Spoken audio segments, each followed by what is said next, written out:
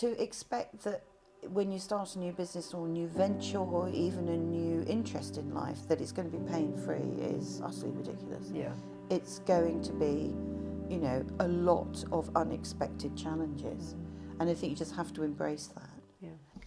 This is the Creativity Clinic, a show that inspires creatives to take meaningful steps to fulfill your passion. I'm Kirsty Hunter, an entrepreneur and founder, best known for my work in creative education and business, working alongside incredible artists to fulfill their ambitions. Here I chat with experts from the diverse pool of creative industries, offering you insights, education, and the motivation to those wanting to make an impact in the creative sector. Hello, Melinda. Hello, Kirsty. Thank you so much for joining me on the podcast. I know, it's exciting. I'm very excited to be here. Honoured, in fact, to be well, asked. Honoured. Can I ask you just to introduce not only yourself, but also your company? Okay, well, my name is Melinda Styles, and I think it might be useful, I am a 56-year-old woman. I live in southeast London. I'm very lucky to have my own studio, and from that studio I run a sustainable fashion brand called The Curious Edit. Which is a fabulous name. Not only is The Curious Edit a fabulous name, but also you couldn't have had a better name yourself for working in sort of all of the sustainable work you've done and fashion, materials, textiles for the course of your all of your life. Years, yeah. I've always worked. So I started off as a fine artist, and even then I was, using found objects. Right. And I think I once made a bikini for myself out of horsehair from a mattress that I found in the street. I wouldn't do that now, but yeah. So I was always finding things on the street. I was always down the junk shops or in the the market stores in London. And just anything that I found that sparked, some kind of art idea, I was, utilising. So yeah, so I don't think it's quite foreign for me to use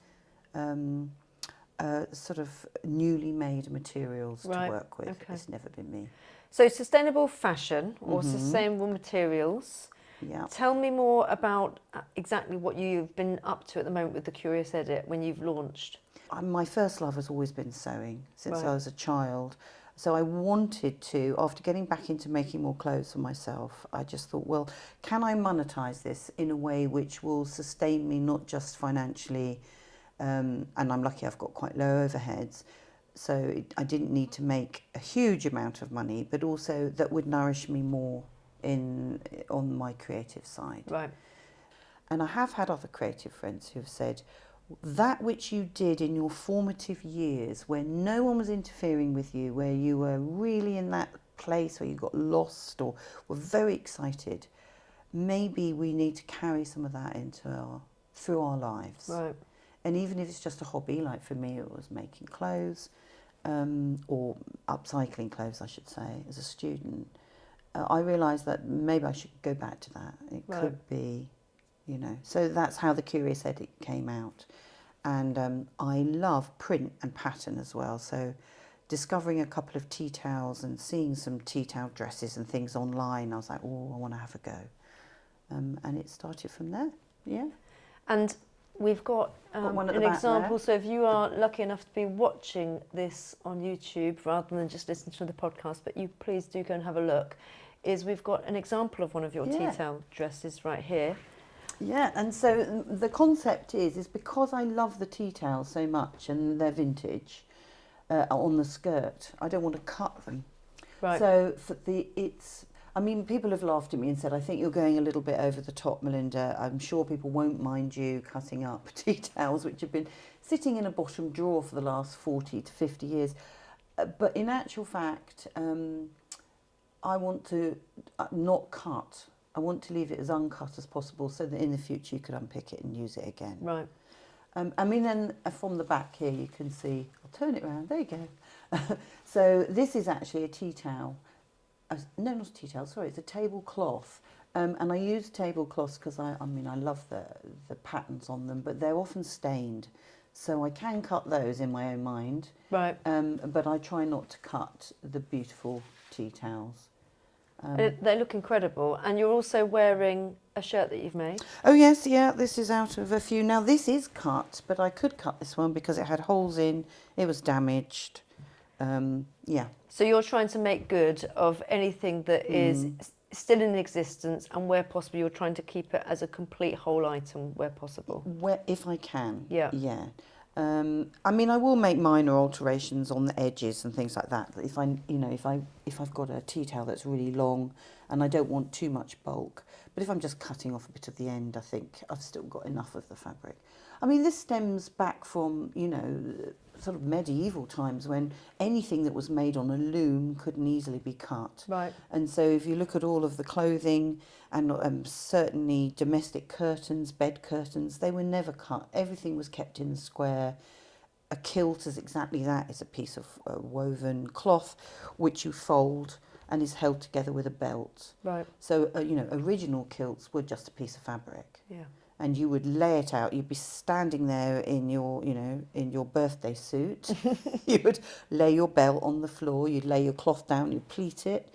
You could lie down, wrap it round yourself, tie up the belt, stand up, fold over the top, and hey presto. Right. And then that piece of fabric could be mended or could be passed on. These are heirlooms. Yeah. Unfortunately, I suppose we're kind of now in an era where the younger generation, as well as our generation, are actually really starting to get into sustainable fashion, Yeah, a lot thank more than goodness. maybe 10 years ago. It's actually almost the right time for you in terms of launching your fashion brand. Yes, I would say so. Obviously, fortunately, I mean, it's bad for me in a way, but it's good for the planet. Is that everybody is now very conscious on the whole about sustainability. So there is a lot of competition for me to find tea towels. I have to work hard to get the good quality ones. They have their own value. Sometimes they're worth anything from £2 if they're badly damaged, and some of them are 100 plus, depending on whether they're made by a designer. But the youth are really, really good at buying bulk loads now. So if I wanted to mass produce individual handmade garments out of upcycled jeans, then now there's lots of opportunity to buy, bundles of jeans by the ton. But for them, they are still, I think, maybe less aware about the fact that they are still working very much in high fashion. Yeah. So they are using jeans and they're cutting. So they are, in the end, making scraps of material. Mine is a little bit more rigid because I don't make a fashion item as such. Right.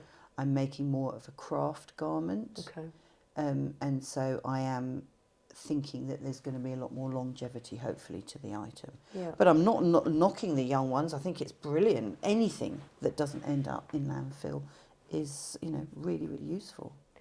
Talk to me about the supply chain, because you mentioned like you've finding some that are maybe £2 or maybe they're £100. But where are you able to source these fabulous tea towels? Because they're quite unique, or they're really unique, and they're from all over the world. So Yeah. how are you managing to get that supply chain still coming through? I know. Well, this is where my fantasy is that I could hyperspace myself to Australia and New Zealand because that's where the really colourful ones are.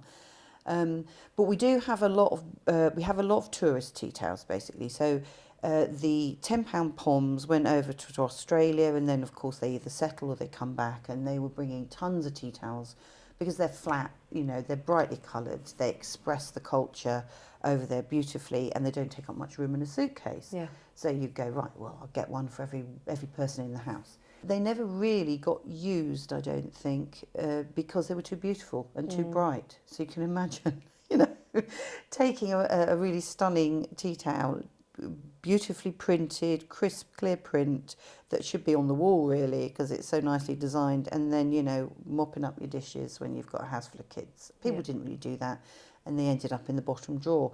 So that then means I get lots of them from house clearances. I do buy big batches from eBay, but the thing that I like the most, and of course it gives me a perfect excuse, is that I can go to all the boot fairs and the charity shops, and I just get to chat to everybody and I would imagine that then anybody out there who's listening and they're going abroad and they want to bring back some tea towels and send them your way. Oh yes, please do. I can never have enough. But I guess the hours that it takes to be able to create something as magnificent as one of these dresses or a shirt, that's quite labour intensive. It is labour intensive, and the reason why I called it the Curious Edit is because, I mean, it's come out of curiosity, the business, but also I am literally having to edit hundreds. I've got hundreds and hundreds of tea towels now. So they're all different colours, you know, they're different types of linen. So this is a Pat Olbeck, which the National Trust got her to do. Loads of things in the 60s and 70s. So these are collectible, but they want a really good raw linen. They're quite open weave. So I try to get the fabrics to be roughly the same. So they might look like they would group together well on a dress or a shirt, but the weaves might not work. Right. So I'm having to pick through many, many, many tea towels.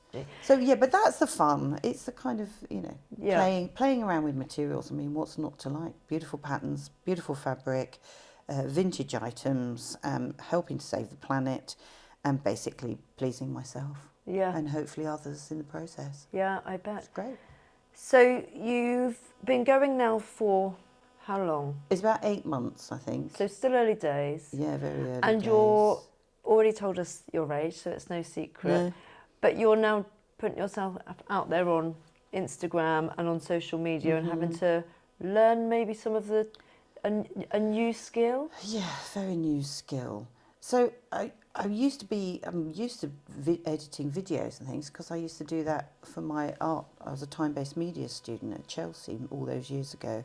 But that's not what I find difficult. It's the platforms upon which, Right. because as I say, I'm always used to physical things, and now it's much more almost ethereal. You know, it's on screens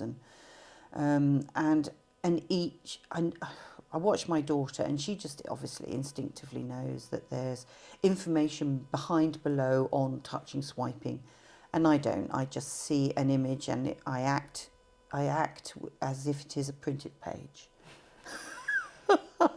This is 2D and that's it. Yeah, it's like, this is 2D. I know certain things work. I think it's one of those things where you take action, you start to do it. Yeah. At first, Tears and snot bubbles to begin with. Tears and yeah. snot bubbles.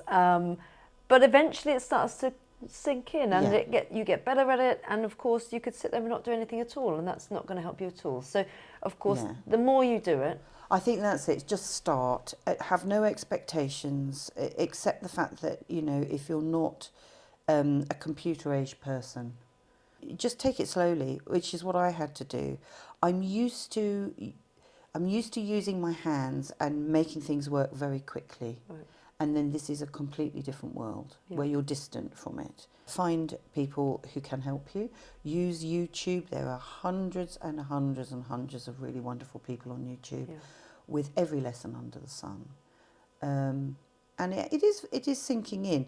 And actually, much to my surprise, I love making reels. Who'd have thought? I'm like a kid in a sweet shop now. but I think learning and actually putting your mind to the test and really Yeah. challenging yourself is fun, isn't it? It's like when you haven't done something new for a long time, or you're really stretching that muscle that you haven't stretched before, Yeah. then it can take you out of your comfort zone, but it can be fun.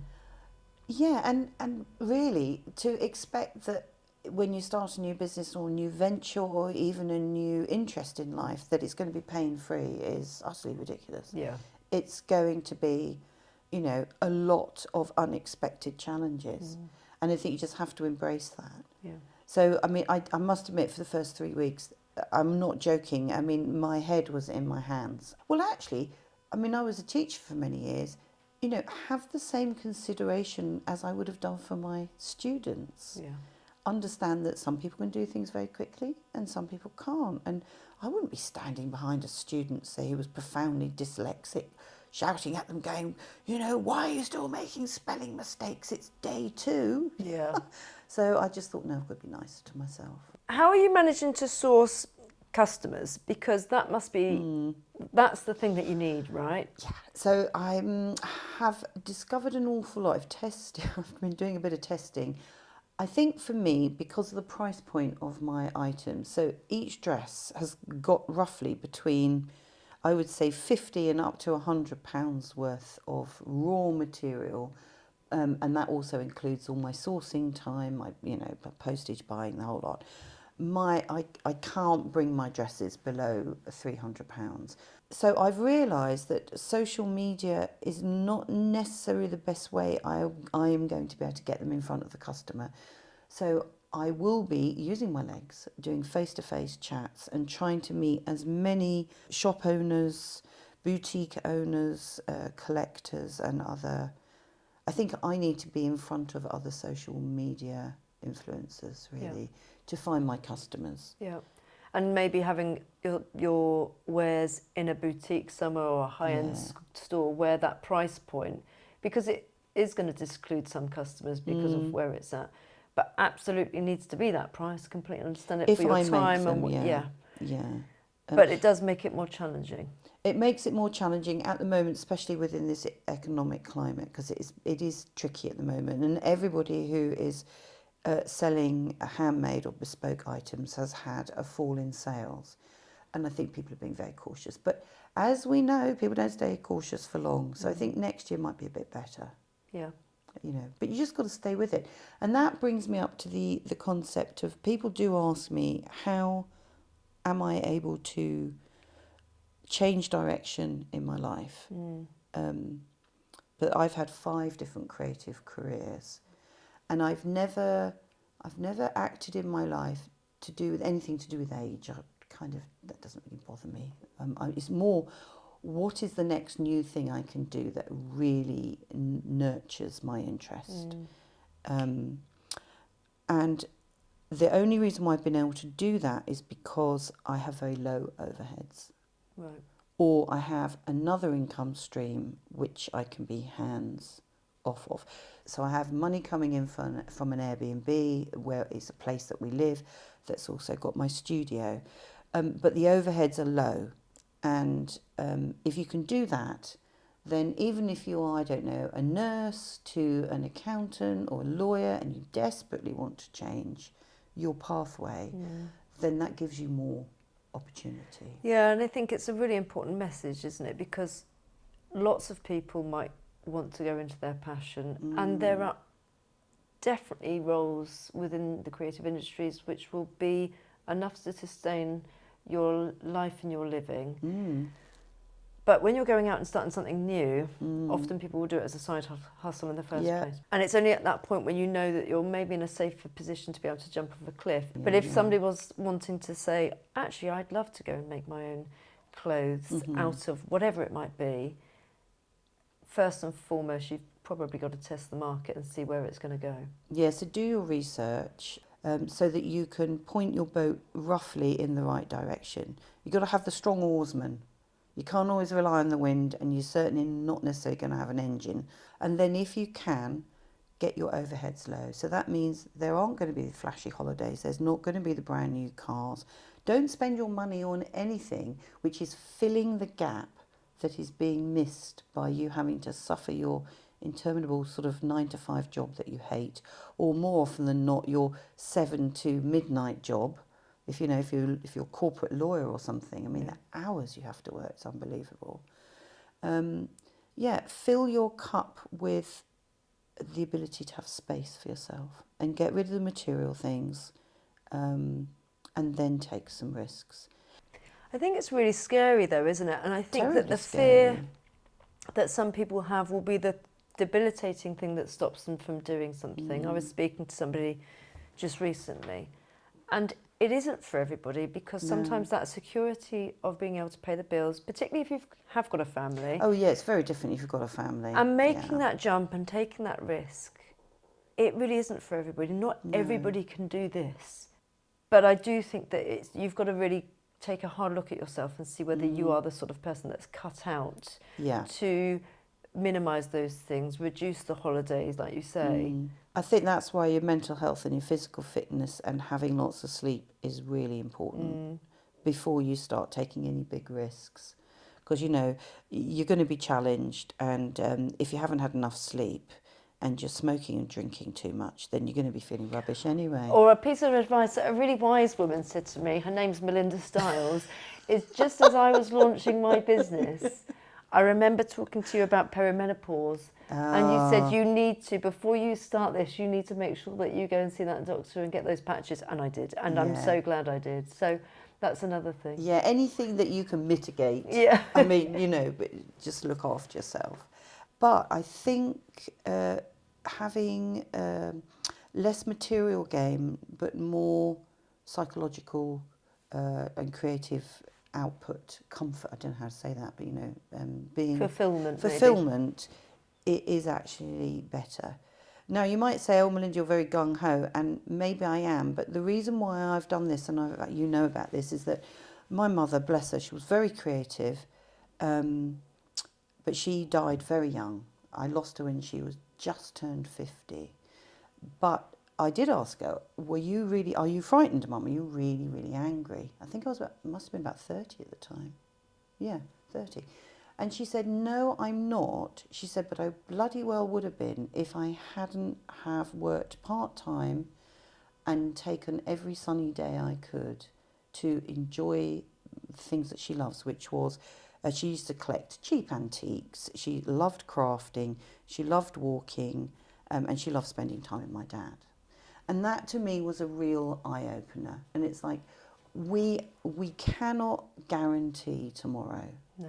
We've got no rights to tomorrow. You're only living for now. And that's why I, in life, will always, always walk away from something if it is not sustaining me, no matter how much time I've invested in it. Right. Where do you see the Curious Edit going? So in my ideal, I would have found some really good outlets for clients. I would have still be enjoying making reels and being very fluid, glitch-free, social media, you know, perfecto. That's not going to happen. I would like to be making some of my own clothes, and designing more. But I would also like to be able to employ people to sew for me, so I have more creative time. And I'd maybe have a studio in my back garden still. So can I just take you back Mm-hmm. just to how you managed to get into something that was more around sewing? You mentioned you did a fine art degree. I'm assuming that didn't teach you how to sew. No, so because of my age, it was more of when I did my fine art degree, you did your foundation, which is a pre-degree where you try a bit of everything, from illustration, photography, a bit of fashion, fine art, drawing, the whole lot. And then I made my choice to do a fine art degree, so I went to Camberwell College of Art, but it was very old school.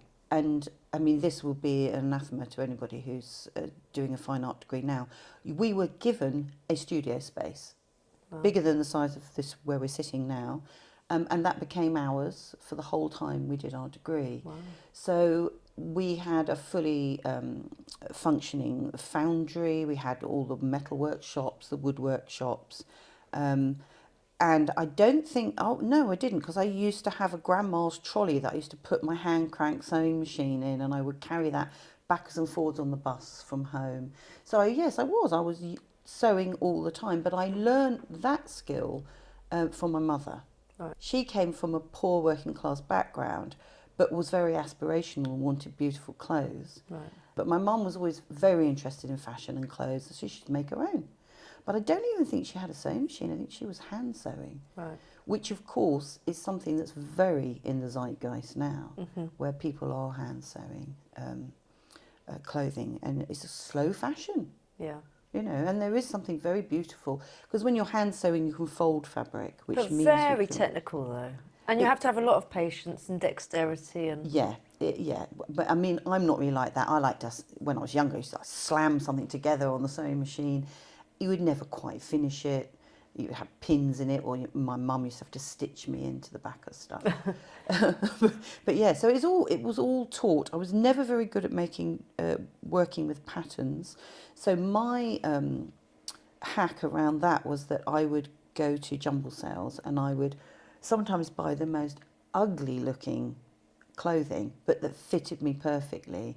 And then I would cut it in half and unpick one side and use that as a pattern, and then have the other side as is, so that I could see how it was made. So then I moved from there. I was an exhibited artist for a while, and I was teaching as a tutor and a visiting tutor, and also had some sort of pro rata jobs in universities teaching fine art, foundation degree. And then I think I got to a point where I kind of almost run out of steam in the fine arts sphere, and I didn't really like working on my own. And I thought, well, what can I do to just shake this up a bit? And I wasn't really enjoying doing installation work. That didn't involve other people getting involved in, helping me. So I told you, I think, mentioned before about a book called What Colour is Your Parachute? Yeah. What colour is your parachute? It's still in print, and it basically gets you to analyse 10 things in your life that you've really enjoyed doing. And for me, it was all about organisation. It was about working sometimes to a brief, which really surprised me. I found out from that book that I quite like deadlines, and I definitely like working in groups. Right. And that led me to consider the film industry, but in the art department. Right. So all my making skills, all my kind of problem-solving skills, I knew that they might find a home there. I can't remember, I'm sorry, whoever wrote that book, but thank you very much. It did change my life. Well, I will make sure we put it in the show notes. So. Yeah, it's really good. It's still in print, and you can buy it as cheap as chips on eBay. You can get them second hand. There's millions of them. But a really useful book. So that would be your recommendation. So that's normally the last question. So I don't now need to ask that. No, you don't have to ask that now. I don't need to ask it. You've covered that for me, which is fabulous. So if you were to go and do your time again, and bearing in mind the journey that you've had from all of these different creative endeavours that you've done, what do you think's been the most rewarding? I would say, and it's the long game, the most rewarding has been taking a chance, saying, oh, give us a job, I can do that, learning and bullshitting your way through, because everybody does that, but then getting to the point where you're actually really good at that job. And then it's like a bit of a Zen kiss. It's still exciting, but you can sort of roll with all the punches, and you sort of predict things that are going wrong. Yeah. So at the moment, obviously, with the Curious Edit, I'm nowhere near there. And I can't predict any of I'm being punched in the face every day. But I am aiming for that, to be in that place again, and that would be really nice. Yeah. And is there anything that you would have done differently?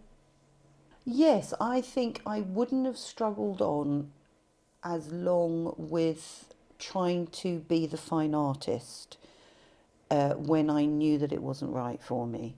And I think that's this thing again of just because you've invested in something, and that goes for relationships, for jobs, for degrees, for whatever.